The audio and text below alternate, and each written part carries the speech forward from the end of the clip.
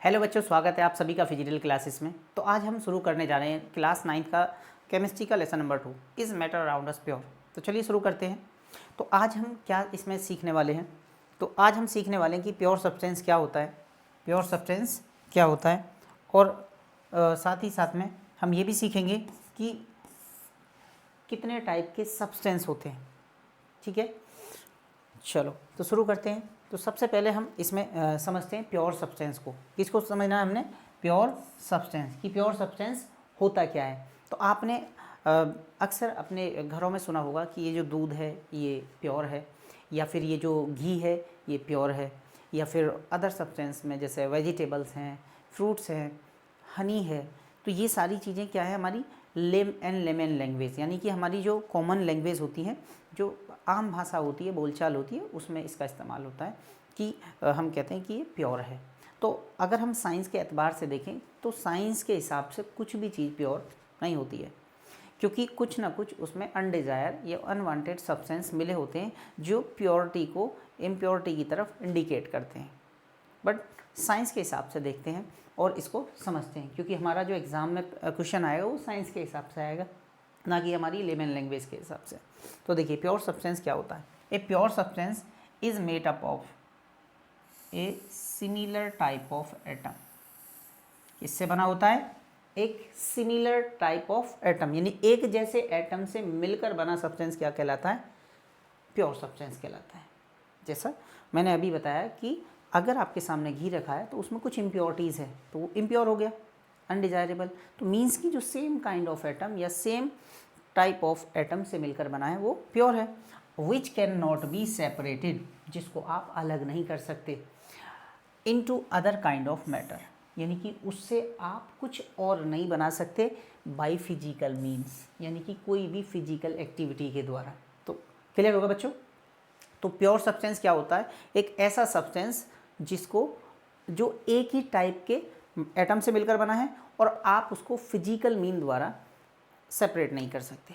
Clear हो गया? तो अब आपने क्या करना है, जब भी आप डेफिनेशन याद करें तो इसके जो की नोट होते हैं, यानी कि जो इसके इंपॉर्टेंट पॉइंट होते हैं, तो उसको आपने ध्यान रखना है। जैसे यहाँ पर है सिमिलर टाइप ऑफ एटम, दूसरा है कैन नॉट बी सेपरेटेड, और तीसरा इसमें की पॉइंट जो है या की नोट जो है वो ये है फिजिकल मीन। इनका ध्यान रखना है। तो इससे क्या होगा, आपको एग्ज़ाम में लिखने में आसानी होगी। क्लियर हो गया? चलो अब इसे समझते हैं कि जो प्योर सब्सटेंस होता है ये 2 टाइप्स का होता है, एक तो एलिमेंट और एक कंपाउंड। जैसा कि मैंने बेसिक्स में बताया था कि जो हमारा जो मैटर होता है वो 2 टाइप्स का होता है, फिजिकल प्रॉपर्टीज़ और केमिकल। तो जो फिजिकल थी वो हमने लास्ट चैप्टर में पढ़ी थी, सॉलिड, लिक्विड एंड गैस। और जो केमिकल प्रॉपर्टीज़ हैं उसके 2 टाइप्स थे, प्योर सब्सटेंस एंड इम्प्योर। तो प्योर का पहला पार्ट क्या होगा कि हमारा एलिमेंट, और दूसरा पार्ट हो गया कंपाउंड। तो अब हम इनको फर्दर समझेंगे कि एलिमेंट्स क्या होता है और ये कितने टाइप्स के होते हैं। ठीक है, चलो तो अब अगला पॉइंट क्या कहना चाह रहा है कि जो एलिमेंट्स हैं वो क्या होंगे। तो अभी तो हमने समझा कि प्योर सब्सटेंस क्या होते हैं, और अब हम समझने जा रहे हैं कि एलिमेंट के साथ साथ कि प्योर सब्सटेंस के साथ साथ हम समझने जा रहे हैं कि एलिमेंट क्या होता है और कंपाउंड क्या होता है। An element is the simplest form. क्या होती है? ये हमारी सिंपलेस्ट फॉर्म होती है। किसकी सिंपलेस्ट फॉर्म होती है? ये प्योर सब्सटेंस की। किसकी होती है? प्योर सब्सटेंस की। Which can not be ब्रेकन into further simple substance, यानी कि जिसको आप आगे सिंपल सब्सटेंस में नहीं तोड़ सकते। आपने पढ़ा होगा हाइड्रोजन, कार्बन, नाइट्रोजन, ऑक्सीजन। तो ये सारे क्या हैं? एटम्स हैं। आप इनको फर्दर नहीं तोड़ सकते, यानी कि ये लास्ट है। इसके बाद तो ये सब एटॉमिक पार्टिकल्स होते हैं। तो एटम का जो लास्ट पोर्शन है यही है। जैसे इसको आप पढ़ेंगे hydrogen atom, carbon atom, nitrogen atom, oxygen atom. ये क्या है? इसकी सिंपलेस्ट फॉर्म है और ये बिल्कुल प्योर है। इसमें ना कुछ ऐड तो कर सकते हैं, लेकिन इसको ऐसा नहीं कि आप इसमें से कुछ पार्ट्स निकाल लेंगे। क्लियर हो गया? अच्छा, इसमें एलिमेंट के जो टाइप्स होते हैं, इसके भी टाइप होते हैं, इसको समझते हैं कि element can be classified into few types. इसके कुछ टाइप होते हैं।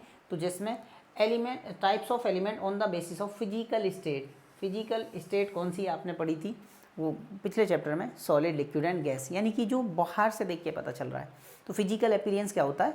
जब हम कोई चीज़ बाहर से देख के पता लगाते हैं। दूसरा कह रहा है कि types of element on the basis of characteristic. तो इस तरह के हार्ड वर्ड आपको यूज़ करने पड़ रहे हैं, कोई बात नहीं है, आप पहली बार 9th क्लास में आए हो तो कोई बात नहीं है, हम इन टर्म्स का इस्तेमाल बहुत ज़्यादा करेंगे तो और ये आपके यूज टू हो जाएंगे।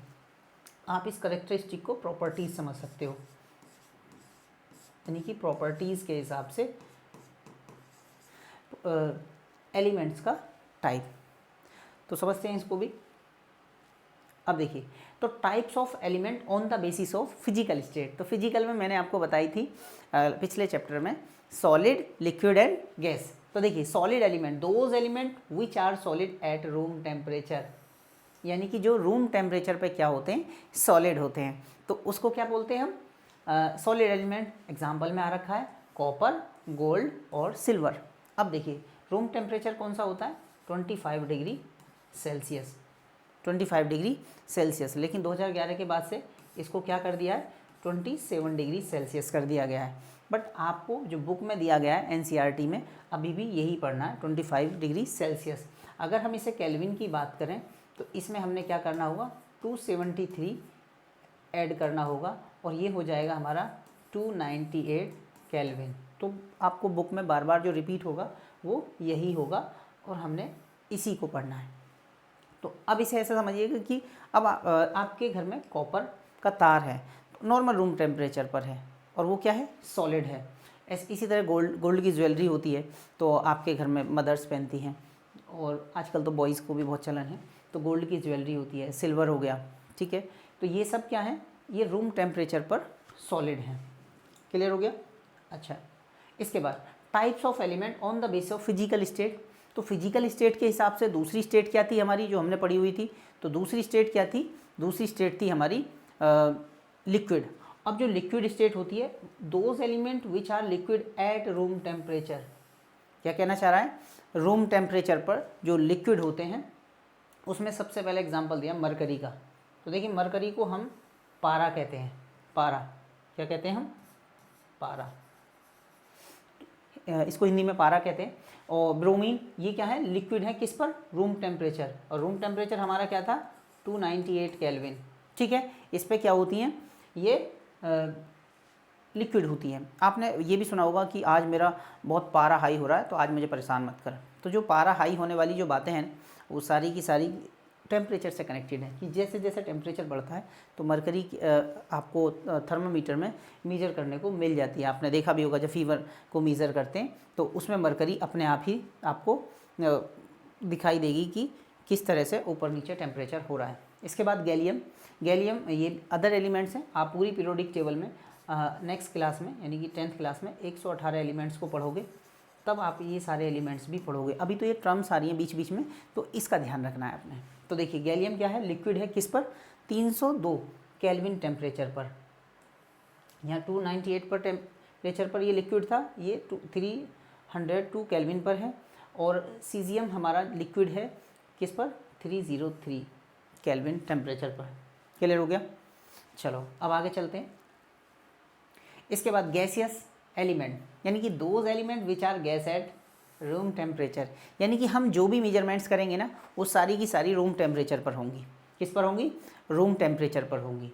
तो अब आपने देखिए ये एलिमेंट है, हाइड्रोजन, ऑक्सीजन, नाइट्रोजन। तो अब इसको समझते हैं और हम इसको डिटेल में आगे समझेंगे। हाइड्रोजन अगर हमारी एटम की या एलिमेंट की बात होती तो ये होता हाइड्रोजन एटम, ऑक्सीजन की बात होती तो ये एटम है, नाइट्रोजन की बात होती तो ये एटम है, हीलियम की बात होती तो ये एटम है। बट अगर हम एलिमेंट लिख रहे होते तब, लेकिन जब भी हम इसको गैसियस स्टेट में लिखते हैं तो गैसियस स्टेट में लिखते हैं इसको हम इस फॉर्म में, ठीक है।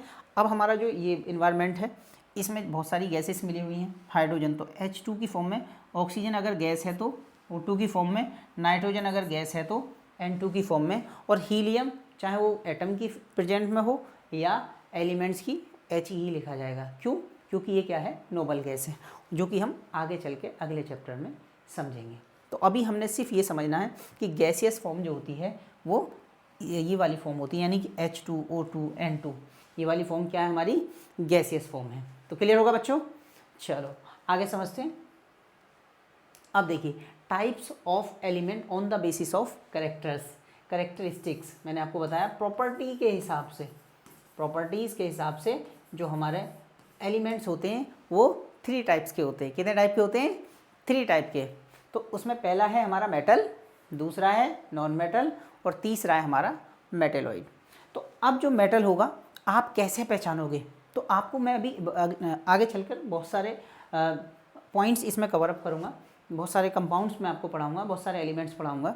तो आपने ध्यान रखना है जिस पर भी पॉजिटिव चार्ज आएगा, जिस पर भी पॉजिटिव चार्ज आएगा वो आपका मेटल है, जिस पर भी नेगेटिव चार्ज आएगा वो क्या होगा? आपका नॉन मेटल होगा।